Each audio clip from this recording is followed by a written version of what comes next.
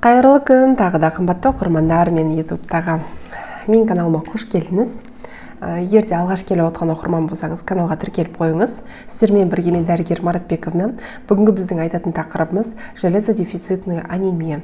Неге бола береді? Неге әйелдер, ой, менде хроническая анемия деп жүре береді? Неге қанша железо ішсе де дальше анемия шыға береді? Сол жайлы талқылайтын боламыз. Менің алдыма көптеген әйелдер келеді, мысалы беременный әйелдер келеді, гинекологиялық шағымдармен әйелдер келеді. Осы кезде анализдерін тапсырып, қан талдамасын қараған кезде оларда анемия болады. Именно железодефицитная анемия. Опа, сізде гемоглобиніңіз 68 екен, сізде гемоглобиніңіз 75 екен десем, менде всегда солай, это нормально. Мен өзімді нормально сезінемін деп айтады. Жалпы бұндай жағдайда ең бірінші не үшін сіздің ағзаңызда железодефицитная анемия болып жатыр, соның себебін анықтап алу керек.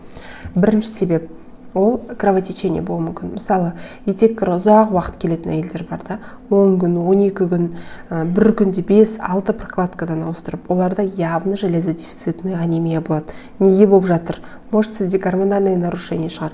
То есть, сіз егер де осындай 10-12 күн бойы сізге менструация келіп, етеккір келіп, плюс сіз железо препарат қабылдағанмен одан пайда болмайды.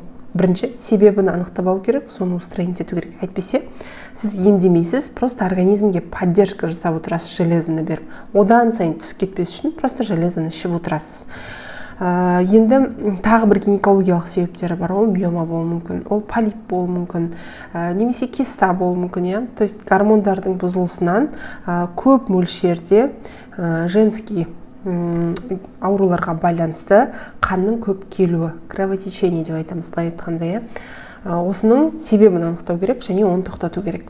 Кейбір адамдарда асқазан жарасы болуы мүмкін, немесе ішектің бойында қандай да бір жаралар болуы мүмкін. Содан қан кетіп, кал арқылы қан кетіп, скрытое кровотечение деп атаймыз, скрытное.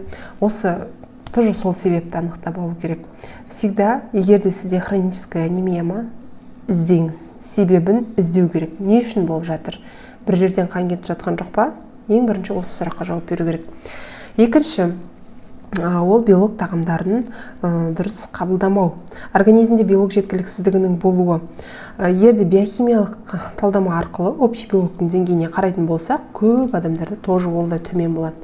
Нормада адам өзінің дене салмағына байланысты 1 грамм на килограмм средний алғанда күнделікті биолог қабылдап отыру керек. Именно жануар биологтарын, мысалы, сиырдың еті болуы мүмкін, ол жылқының еті болуы мүмкін. Сонымен қатар балық өнімдері, теңіз өнімдері, бұлардың барлығының составында тауық өнімдері, қаздың еті, үйректің еті, қоянның еті, олардың әрқайсысында біздің ағзамыз үшін қажетті биологтар бар. Егер де олар біздің ағзамызға түсіп отпаса, естественно, биолог жеткіліксіздігі болады. Ал егер де биолог жетіспейтін болса, организмде сіз ішіп жатқан железо дұрыс сіңбейді, керісінше запор қылады, үлкен нәжіс арқылы сыртқа шығып кетіп отырады, тым эффект болмайды. Сондықтан сіз қаншалықты деңгейде күнде биолог қабылдап жүрсіз, жануар биологтарын қаншалықты қабылдап жүрсіз, осыны бағалау керек. Үшінші нәрсе, ол мынау асқазанда гастриттің болуы. Егер де гастрит болатын болса, тоже железо дұрыс сіңбейді. Төртінші себеп, поджелудочная железа, яғни ұйқы безінің ферменттері дұрыс өндірілмеуі. Оны анықтау үшін арнайы К-программа тапсыруға болады. К-программа арқылы тағамдардың қорытылуы қалай, ферменттер жеткілікті ма, сонымен қатар биохимиялық қан талдамасы арқылы ұйқы безінің қызметін тексеруге болады. Егер ұйқы безінің қызметі жеткіліксіз болса, ұйқы безі негізі оның 3 бөлігі болады. Ол ферменттерді өндіріп отыру керек. Осы ферменттер дұрыс өндірілмейтін болса, онда железоның сіңуі нашарлайды. Сіз қанша железо препарат ішіп жатсаңыз да, укол қылып салдырсаңыз да, онда ол прямо эффект бермейді сізге. Сондықтан себебін. Ұйқы безбен проблема жоқ па? Соны көру керек. Бесінші себеп, ол застой желчи. Егер де өт жолында застой болатын болса, өт дұрыс бөлінбейтін болса, дұрыс тамбайтын болса, ол қоюланып қалса, өт жолында тас пайда болса, ол да железодефицитная анемияға алып келеді. Ол да железоның сіңірілуіне кедергі келтіретін нәрсе. Тағы бір себеп железо препараттарының сіңбеуінің, ол воспаление. Үнемі ағзада хронический бір очагда воспаление, қабыну процесінің жүріп отыруы. Ол барлық нені алады, организмдегі витаминдер, макро микроэлементтер, железо, соның барлығын организм ана қабыну процесін жою үшін жұмсап отырады да, нәтижесінде организмде не болады? Железодефицитный анемия болады. Сондықтан да хронический воспалительный процесс болып жатқан бір очаг жоқ па организмде. Осыны көру керек. Мысалы, адамдарға диагноз қояды, хронический эндометрит, хронический бронхит, хронический гайморит, мысалы үшін. Соның барлығы воспаление бар деген сөз. Ол воспаление болып жатқан жер просто так тұрмайды. Ол всегда өзіне назар аудартып тұрады организмді. Мына жерде қабыну процесі болып жатыр. Не істейміз, не істейміз? Любой момент асқыну мүмкін. Не істейміз, не істейміз деп тұрады да. Организм алаңдап, сол жерге көп энергиясын, сол жерге көп витаминдерін, сол жерге барлық организмдегі запаста тұрған нәрсесін жұмсауға тырысады. Нәтижесінде дефицит болады, организмде анемия пайда болады. Тоже сондай себептерін анықтау керек. Және соңғы себептердің бірі ол гипотиреоз, яғни қалқанша безінің қызметінің бұзылыстары, гормональды бұзылыстары. Гипертиреоз дейміз, гипотиреоз дейміз. Именно гипотиреоз кезде тоже темір сіңімділігі нашарлайды.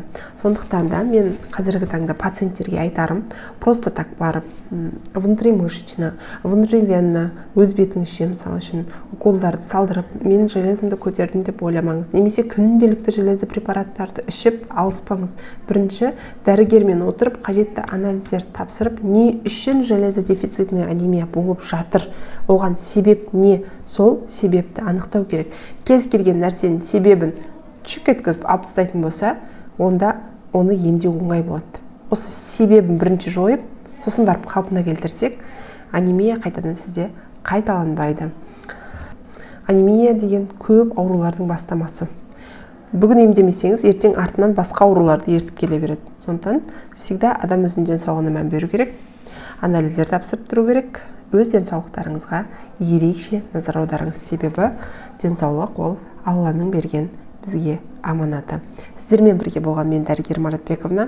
Егер де сұрақтарыңыз болса, комментарий қалдырып жазсаңыздар болады. Алдағы уақытта тағы да пайдалы медициналық ақпараттармен бөлісетін боламын. Сау болыңыздар.